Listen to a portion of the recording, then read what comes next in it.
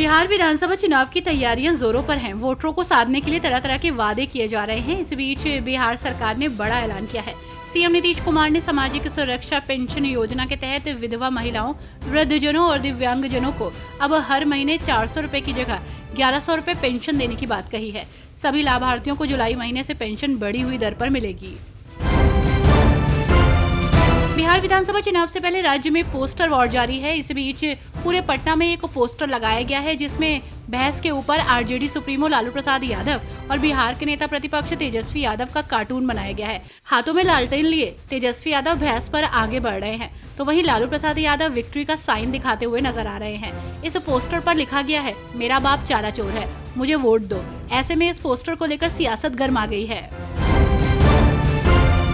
अंतर्राष्ट्रीय योग दिवस से 21 जून यानी कि आज पूरे भारत और दुनिया भर में बड़े उत्साह के साथ मनाया जा रहा है। योग शारीरिक स्वास्थ्य, मानसिक तंदुरुस्ती और भावनात्मक स्थिरता को बढ़ावा देता है।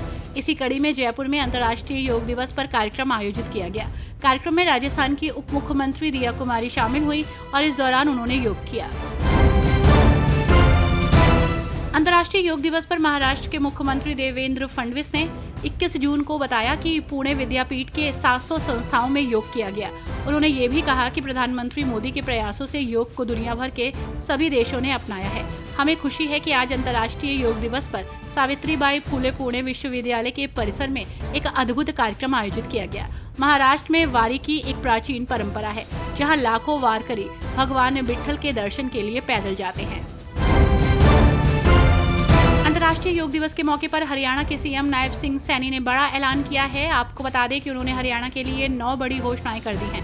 सीएम नायब सिंह सैनी ने ऐलान किया है कि श्री कृष्ण आयुष विश्वविद्यालय कुरुक्षेत्र में अंतर्राष्ट्रीय ध्यान केंद्र के लिए एक विशाल हॉल का निर्माण किया जाएगा। वहीं हरियाणा की सभी यूनिवर्सिटी में योग पर रिसर्च को बढ़ावा देने के लिए योग लेखक प्रोत्साहन योजना लागू की जाएगी। भाजपा युवा मोर्चा के राष्ट्रीय अध्यक्ष तेजस्वी सूर्या ने कहा कि योग विश्व को भारत का उपहार है।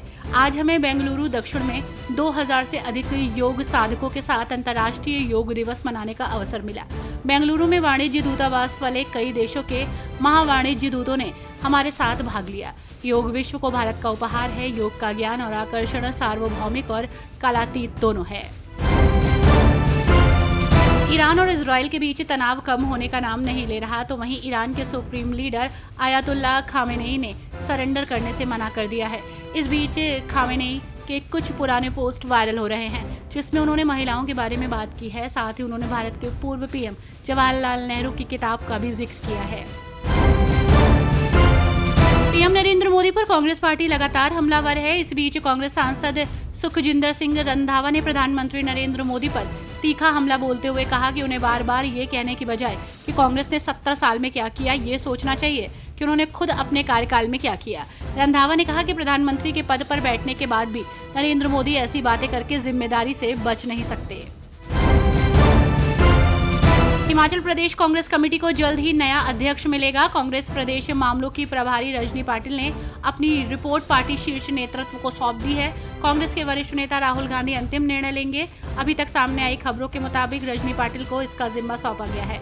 उन्होंने अपनी जो रिपोर्ट हाईकमान को सौंपी है, उसमें सभी वरिष्ठ नेताओं, पूर्व में पार्टी के पदाधिकारी, पूर्व अध्यक्ष की राय को भी शामिल किया गया है।